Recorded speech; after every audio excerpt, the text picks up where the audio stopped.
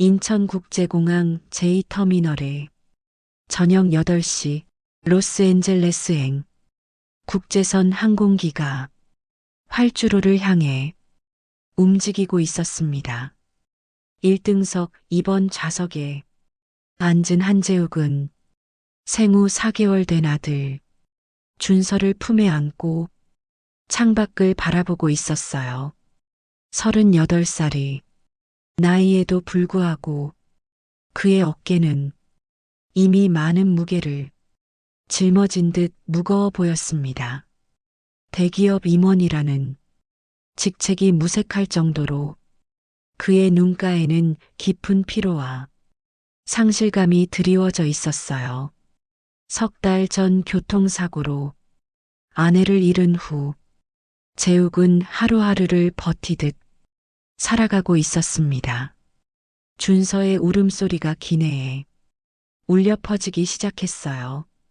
처음에는 작고 가느다란 소리였지만 시간이 지날수록 점점 더 격렬해졌습니다. 재욱은 서툰 손길로 아기를 달래려 했지만 분유도 거부하고 기저귀도 젖지 않은 준서는 계속해서 울어댔어요. 재욱은 주변 승객들을 향해 연신 고개를 숙이며 사과했습니다. 한편 승무원 갤리에서는 이나연이 동료들과 함께 이륙 준비를 마무리하고 있었어요. 31살의 그녀는 8년차 수석 승무원으로서 어떤 상황에도 침착함을 잃지 않는 것으로 유명했습니다. 하지만 오늘 그녀의 얼굴에는 평소와 다른 그림자가 드리워져 있었어요. 나연 언니 괜찮아요? 얼굴이 너무 창백해 보여요. 후배 승무원 지수가 걱정스러운 표정으로 물었습니다. 나연은 억지로 미소를 지으며 고개를 끄덕였어요. 네, 괜찮아요. 하지만 그녀는 자신도 모르게 아랫배에 손을 대고 있었습니다. 2달 전 겪은 유산의 아픔이 아직도 몸과 마음에 선명하게 남아 있었거든요. 항공기가 순항고도에 도달하자 준서의 울음소리는 더욱 격렬해졌습니다. 정말 시끄럽네요. 승무원은 뭐 하는 거예요? 1등석 승객 중 한 명이 불쾌한 표정으로 나연을 불렀어요. 나연은 재빨리 다가가 상황을 파악했습니다. 아기를 안고 있는 젊은 남성의 얼굴에는 절망에 가까운 표정이 떠올라 있었어요. 고객님, 도움이 필요하시면 말씀해 주세요. 나연의 부드러운 목소리에 재욱이 고개를 들었습니다. 그 순간 두 사람이 시선이 마주쳤어요. 재욱은 나연의 눈에서 따뜻한 온기를 느꼈고 나연은 그의 눈에 담긴 깊은 슬픔을 읽을 수 있었습니다. 죄송해요. 아기가 계속 울어서 어떻게 해야 할지 모르겠어요. 재욱의 목소리는 떨리고 있었습니다. 나연은 준서를 바라보며 무언가를 깨달은 듯한 표정을 지었어요. 아기의 울음소리, 입술을 빠는 모습, 작은 주먹을 움켜쥔 채 몸을 비트는 움직임까지 8년간 수많은 승객들을 돌봐온 경험과 최근의 아픈 기억이 겹치면서 그녀는 직감적으로 무엇이 필요한지 알 수 있었어요. 갤리로 돌아온 나연은 동료인 최유리와 마주쳤습니다. 30살의 유리는 같은 수석 승무원이면서도 나연을 라이벌로 여기고 있었어요. 1등석이 시끄럽네요. 뭐가 문제예요? 유리가 차가운 표정으로 물었습니다. 아기가 계속 울고 있어요. 아마 배가 고픈 것 같은데. 그럼 분유를 타서 드리면 되겠네요. 이미 시도해 봤는데 받지 않아요, 혹시? 나연이 망설이는 사이 유리가 눈썹을 찌푸렸습니다. 다시 1등석으로 향한 나연은 재욱 옆에 조심스럽게 앉았어요. 준서의 울음소리는 이제 기내 전체에 울려 퍼지고 있었고 다른 승객들의 시선도 점점 차갑게 변하고 있었습니다. 고객님, 실례지만 아기 어머님은 어디 계세요? 나연의 조심스러운 질문에 재욱의 얼굴이 순간 굳어졌어요. 아내는 석 달 전에 세상을 떠났어요. 그 한마디에 나연의 가슴이 먹먹해졌습니다. 혼자서 생후 4개월 된 아기를 돌봐야 하는 이 남자의 처지가 얼마나 막막할지 짐작할 수 있었거든요. 그럼 지금 분유를 먹이고 계시는 거군요. 모유 수유를 하고 있었거든요. 분유로 바꾸려고 했는데 잘 받지 않아서 재욱의 설명에 나연은 고개를 끄덕였습니다. 그녀의 가슴 한편이 묵직하게 무거워졌어요. 고객님 갤리로 와 주실 수 있을까요? 조용한 곳에서 아기를 달래볼게요. 나연의 제안에 재욱은 주저하지 않고 따라 나섰어요. 갤리에 도착한 나연은 깊은 숨을 들이쉬었습니다.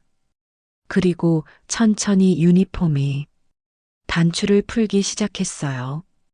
재욱은 그녀의 행동을 이해하지 못한 채 어리둥절한 표정으로 바라보고 있었습니다. 잠깐 뭘 하시는 거예요? 아기가 원하는 건 분유가 아니에요. 나연의 목소리는 떨리고 있었지만 확신에 차 있었어요. 그녀는 조심스럽게 준서를 받아 안았습니다.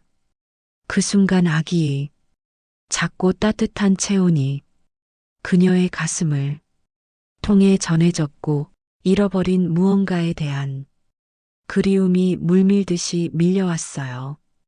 갤리 안에서 벌어지는 광경에 재욱의 눈이 커졌습니다. 놀라운 일이 벌어졌어요.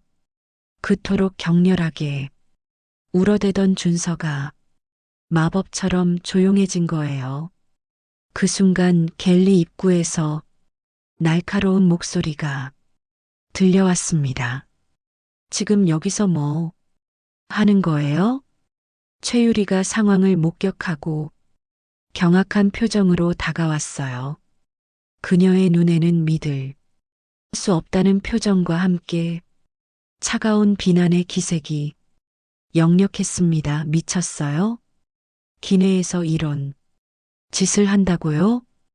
유리의 날선 목소리에 나연이 움찔했습니다. 하지만 그녀는 준서를 보호하듯 더욱 조심스럽게 안았어요. 아기가 너무 힘들어해서 그래도 이건 아니죠.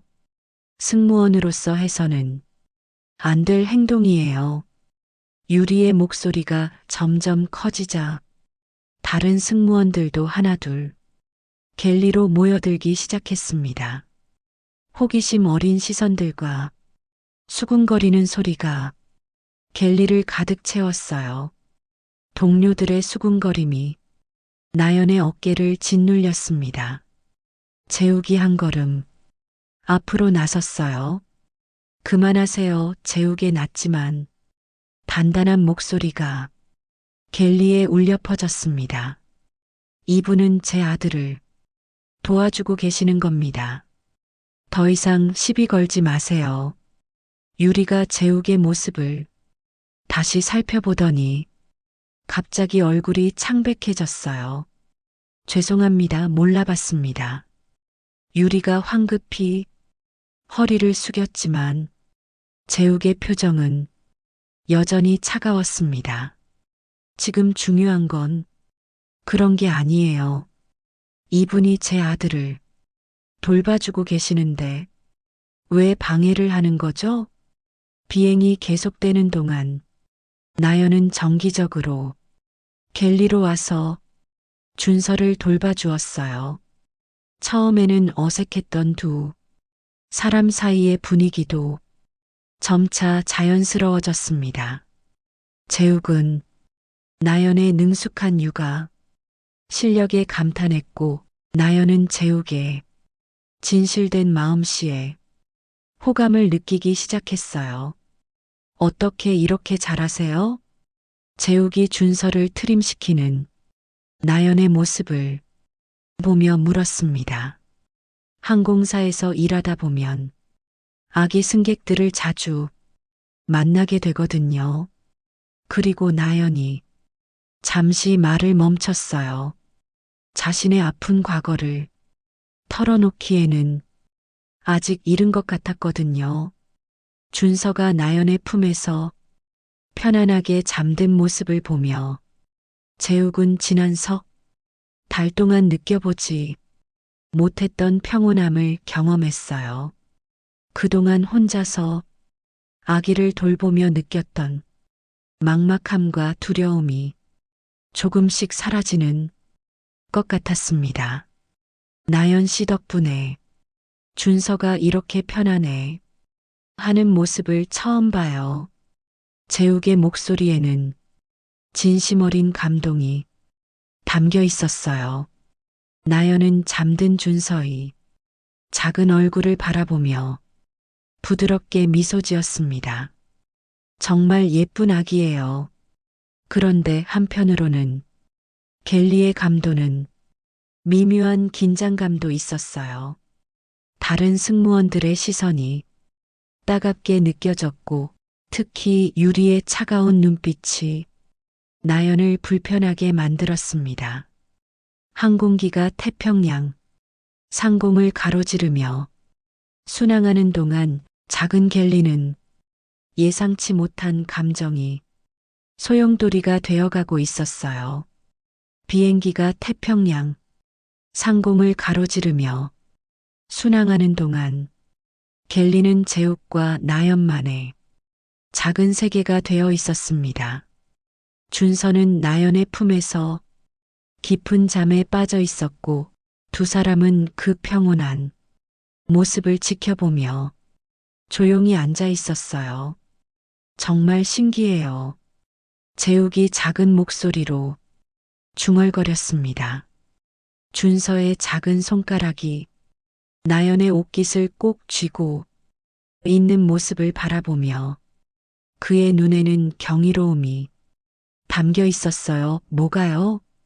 준서가 이렇게 편안해 하는 모습을 본 게 정말 오래간만이에요. 아니, 아내가 세상을 떠난 후로는 처음인 것 같아요. 재욱의 목소리에는 깊은 감동과 함께 말로 표현하기 어려운 복잡한 감정이 섞여 있었습니다. 나연은 그의 얼굴을 바라보며 마음 한편이 아려오는 것을 느꼈어요. 이 남자가 혼자서 감당해 온 무게가 얼마나 컸을지 짐작할 수 있었거든요. 아내분이 많이 그리우시죠? 매 순간이 힘들어요. 특히 준서를 돌볼 때면 제가 얼마나 무능한 아빠인지 깨닫게 되거든요. 평소 수백 명의 직원들 앞에서도 당당했던 그였지만 지금은 한없이 약해 보이는 한 사람의 아버지일 뿐이었습니다. 그런 게 아니에요. 준서가 얼마나 사랑받고 있는지 한눈에 봐도 알 수 있어요. 나연의 따뜻한 위로에 재욱이 고개를 돌려 그녀를 바라보았어요. 그의 눈에는 감사함과 함께 오랫동안 억누르고 있던 슬픔이 고여 있었습니다. 사실 무서워요. 제가 준서를 제대로 키울 수 있을지, 아내 없이 이 아이에게 충분한 사랑을 줄 수 있을지, 재욱의 고백에 나연의 가슴이 먹먹해졌어요. 그녀도 모르게 준서를 더욱 조심스럽게 안았습니다. 아내분은 어떤 분이셨어요? 나연이 망설이다가 조심스럽게 물었어요. 재욱의 얼굴에 잠시 부드러운 미소가 떠올랐습니다. 따뜻한 사람이었어요. 준서를 임신했을 때 얼마나 행복해했는지 매일 배에 이야기하고 태교 음악도 들려주고 재욱의 목소리가 떨리기 시작했어요. 행복했던 기억들이 오히려 더 큰 아픔으로 다가왔습니다. 교통사고였어요. 준서 출산한 지 한 달 만에 정말 갑작스럽게 나연은 그의 아픔이 얼마나 깊고 생생한지 느낄 수 있었습니다. 자신도 모르게 눈가가 촉촉해졌어요. 정말 죄송해요. 나연의 진심 어린 위로에 재욱이 고개를 끄덕였습니다. 나연 씨는 어떠세요? 가족이 있으신가요? 재욱이 화제를 돌리려는 듯 물었어요. 나연의 얼굴이 순간 굳어졌습니다. 저는 혼자예요. 그리고 잠시 후 그녀가 조심스럽게 입을 열었어요. 저도 최근에 아기를 잃었어요. 인천공항에 착륙한 후 두 사람은 아쉬운 마음으로 헤어져야 했습니다.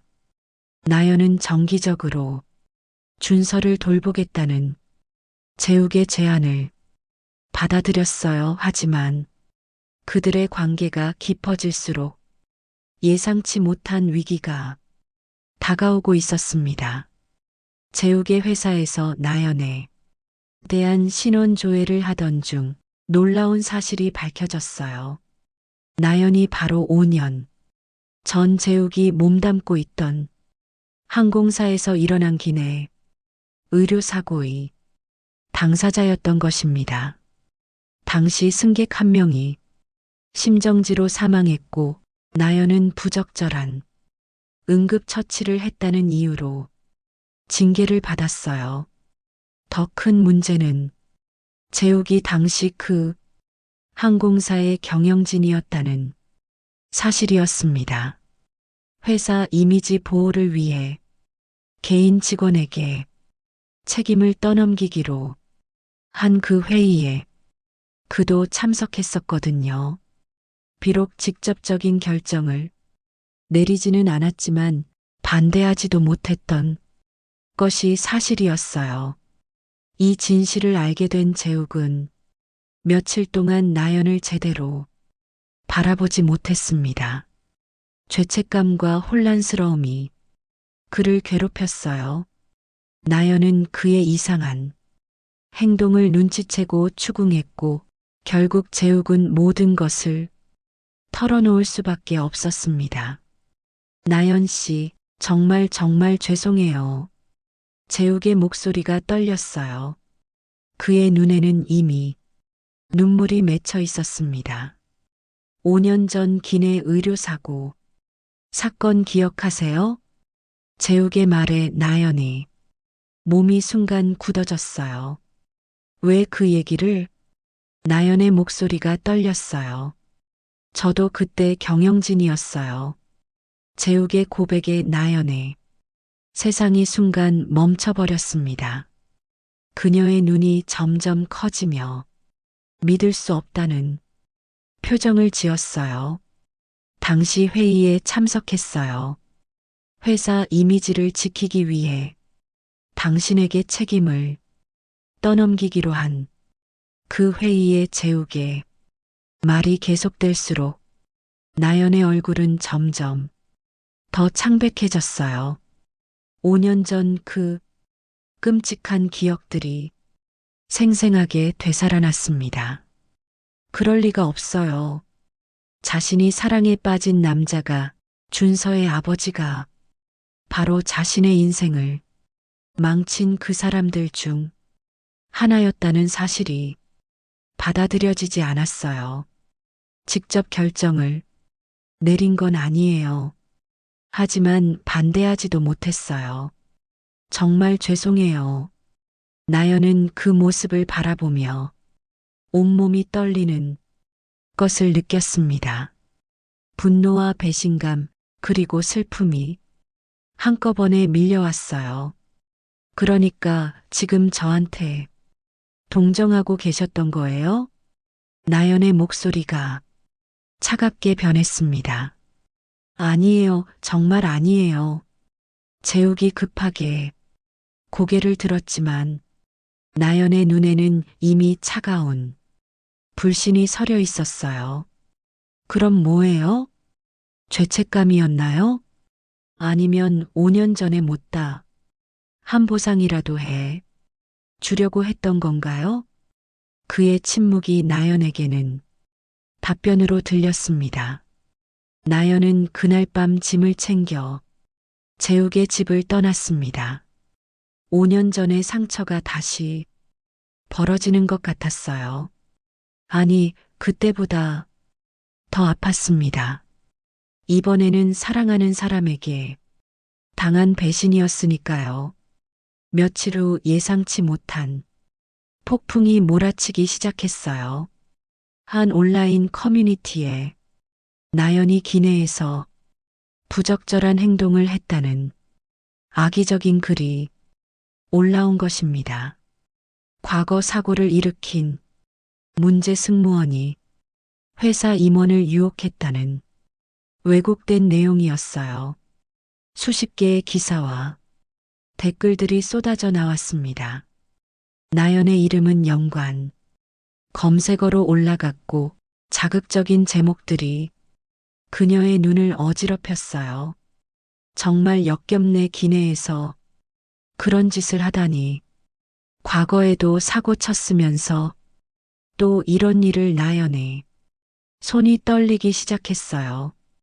핸드폰이 쉴 새 없이 울렸고 집 앞에는 기자들이 몰려들었어요.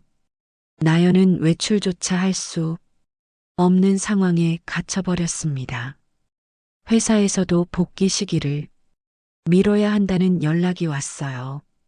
동료들마저 연락을 끊었고 간혹 오는 메시지들도 차가웠습니다. 언니, 정말 그런 일이 있었던 건가요? 가장 힘든 건 준서에 대한 그리움이었습니다. 그 아이를 돌볼 수 없다는 것이 가장 아팠어요. 밤 늦게 재욱이 전화를 걸어왔지만 나연은 받지 않았습니다. 한편 재욱도 괴로워하고 있었어요. 준서는 나연이 없어진 후 계속 울어댔고 회사에서도 그의 상태를 걱정하는 목소리가 나오기 시작했습니다. 나연을 지키지 못했다는 자책감과 그녀를 잃었다는 상실감이 그를 짓눌렀어요. 재욱은 매일 나연의 집 앞을 서성였지만 용기를 내지 못했습니다. 자신에게는 그녀를 다시 찾을 자격이 없다고 생각했거든요. 하지만 준서의 울음소리를 들을 때마다 나연이 얼마나 소중한 존재였는지 깨달았어요. 어느 날 밤 나연은 더 이상 참을 수 없어서 재욱에게 전화를 걸었습니다. 이제 정말 끝이에요. 나연의 목소리에는 깊은 절망이 담겨 있었어요. 사람들이 저를 뭐라고 하는지 아세요? 돈 때문에 무슨 짓이든 하는 여자라고 해요. 재욱의 가슴이 찢어지는 것 같았습니다. 신경 쓰지 마세요. 시간이 지나면 뭐가 달라져요? 나연이 울먹이며 소리쳤어요. 5년 전에도 그런 말씀하셨겠죠? 시간이 지나면 괜찮아질 거라고. 그런데 지금 봐요. 아무것도 달라지지 않았어요. 저는 정말 준서를 사랑했어요. 진심으로 돌봤어요. 그런데 사람들은 그것마저도 더러운 것으로 만들어버리네요. 나연의 눈물이 멈추지 않았어요. 준서는 저 때문에 상처받을 필요 없어요. 이제 그만할게요. 나연 씨 제발 내일 짐 정리해서 나갈게요. 나연의 단호한 말에 재욱이 절망했습니다. 그녀는 더 이상 말하지 않고 전화를 끊었어요. 재욱은 핸드폰을 바라보며 머리를 감싸쥐었습니다. 자신이 사랑하는 사람을 두 번이나 상처 입힌 것에 대한 죄책감이 그를 짓눌렀어요. 나연이 완전히 사라진 후 재욱의 집은 죽음과 같은 정적에 휩싸였습니다. 준서는 나연을 찾으며 계속 울어댔고 재욱은 그 울음소리를 들으며 자신이 얼마나 큰 잘못을 저질렀는지 깨달았어요. 사흘째 되는 날, 재욱은 회사 임원진을 대상으로 긴급 회의를 소집했어요. 5년 전 사건에 관련된 모든 사람들이 참석했습니다. 갑작스럽게 회의를 소집해서 죄송합니다. 재욱이 단상에 서서 말을 시작했어요. 그의 얼굴에는 평소와 다른 단호함이 서려 있었습니다. 오늘 여러분을 모신 이유는 하나입니다. 5년 전 발생한 기내 의료 응급 상황, 사건에 대한 진실을 밝히기 위해서입니다.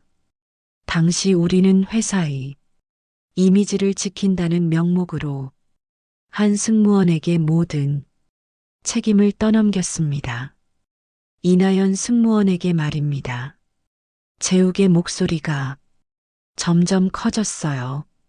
나연 씨는 승객의 생명을 구하려고 최선을 다했습니다. 하지만 우리는 그 노력을 인정하지 않았어요. 오히려 미숙한 대응이라며 그녀를 희생양으로 만들었습니다. 저 역시 그 결정에 반대하지 못한 공범입니다. 재욱의 눈에 눈물이 맺혔어요. 그는 더 이상 감정을 숨기지 않았습니다. 오늘부터 우리는 모든 것을 바로잡겠습니다. 이나연 승무원에게 공식적으로 사과하고 그동안의 부당한 처우를 배상할 것입니다. 회의가 끝난 후 재욱은 곧바로 언론사에 연락했어요. 공개 기자회견을 열겠다고 발표했습니다. 그 소식은 빠르게 퍼져나갔고 온라인에서는 또 다른 논란이 시작되었어요. 기자회견 당일 회사 본사 앞에는 수많은 기자들과 카메라가 몰려들었습니다. 재욱은 정장을 단정히 입고 단상에 섰어요. 플래시가 터지는 가운데 그는 깊은 숨을 들이쉬었습니다. 안녕하십니까? 대표이사 한재욱입니다. 그는 어느 때보다 확신에 차 있었습니다. 오늘 이 자리는 5년 전 기내 의료 응급 상황 사건과 관련하여 그동안 은폐되어 온 진실을 밝히고 부당한 피해를 입은 이나연 승무원에게 공식적으로 사과드리기 위해 마련되었습니다. 재욱은 준비해온 자료를 바탕으로 당시 사건의 전말을 상세히 설명했어요. 나연이 어떻게 승객의 생명을 구하려 노력했는지, 그리고 회사가 어떻게 그녀에게 부당한 책임을 떠넘겼는지를 낱낱이 밝혔습니다. 이나연 승무원은 영웅이었습니다. 하지만 우리는 그녀를 희생양으로 만들었어요. 이는 명백한 잘못이었고 저를 포함한 당시 경영진 모두의 책임입니다. 재욱이 깊이 고개를 숙이자 카메라 플래시가 연신 터졌어요. 또한 최근 온라인에서 이나연 승무원에 대해 유포된 악의적인 소문들은 모두 사실이 아닙니다. 그녀는 제 아들을 돌봐주신 분이고 저희 가족에게는 은인과 같은 존재입니다. 재욱의 목소리가 점점 간절해졌어요. 나연 씨, 만약 이 방송을 보고 계신다면 정말 죄송합니다. 그리고 사랑합니다. 예상치 못한 사랑 고백에 기자회견장은 이 순간 정적에 휩싸였어요. 재욱은 카메라를 똑바로 바라보며 말을 이었습니다.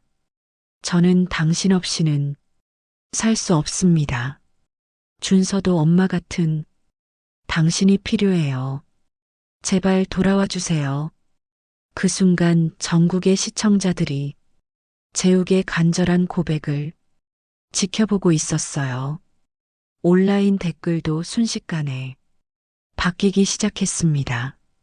한편 작은 원룸에서 혼자 TV를 보던 나연은 재욱의 기자회견을 보며 눈물을 흘리고 있었어요.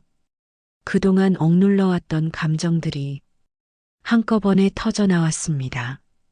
바보 나연이 작은 목소리로 중얼거렸지만 그녀의 입가에는 희미한 미소가 떠올라 있었어요. 기자회견이 끝나자마자 재욱은 차에 올라탔습니다. 나연이 어디에 있는지 알아내는 것은 어렵지 않았어요. 낡은 원룸 앞에 도착한 재욱은 잠시 망설였지만 곧 용기를 내어 초인종을 눌렀습니다. 문이 열리자 나연이 놀란 얼굴로 나타났어요. 그녀의 눈은 빨갛게 부어 있었습니다. 왜 여기까지? 나연 씨하고 재욱이 그녀의 이름을 부르는 순간 목이 메었어요. 그동안 얼마나 그리웠는지 새삼 깨달았습니다. 들으셨죠? 제가 한 말 네, 봤어요. 나연의 목소리도 떨리고 있었어요. 정말 진심이에요? 재욱이 간절하게 물었습니다. 나연은 잠시 망설이다가 고개를 끄덕였어요. 바보 같은 사람 하지만 그 말에는 원망보다는 애정이 담겨 있었습니다. 그렇게까지 할 필요 없었는데 있었어요. 당신을 위해서라면 뭐든 할 수 있어요. 재욱의 진심 어린 고백에 나연의 마음이 녹기 시작했어요. 준서는 괜찮아요? 나연이 조심스럽게 물었어요. 재욱의 얼굴에 쓸쓸한 미소가 떠올랐습니다. 어머니께서 돌보고 계시는데 계속 울어요. 나연 씨를 찾으면서 그 말에 나연의 가슴이 아려왔어요. 재욱 씨, 정말 다시 시작할 수 있을까요? 나연의 조심스러운 질문에 재욱의 눈에 희망이 빛이 돌았어요. 물론이에요. 이번에는 제대로 할게요. 그렇게 두 사람은 서로를 다시 받아들였습니다.